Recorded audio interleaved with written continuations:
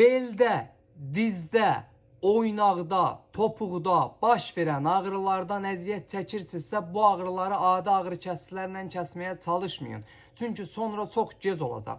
Bu ağrıların səbəbi osteoartrozdur, yəni qığırdaq yeyilməsi. Vaxtında müalicə edilməyəndə də ağrılardan qurtulmaq yalnız əməliyyatla mümkün olur. Gec olmamış videoya sona qədər qulaq asın, çünki sizə bu ağrılardan qurtulmağın, yəni osteoartrozun müalicəsini izah edəcəm. Amma əvvəlcə bu sağda gördüyünüz pilus işarəsinə zəhmət olmasa bir dənə toxunun.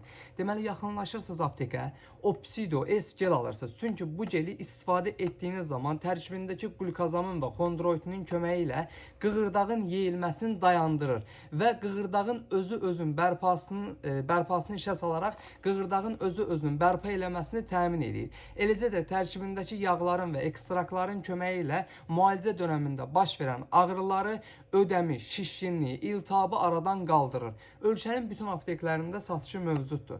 Gec olmadan mütləq alıb istifadə eləyin və tanıdığınız bu ağrılardan əziyyət çəkən dostunuza, qohumunuza, tanışınıza bu videonu göndərin ki, Allah rızası için bir suabiş görün.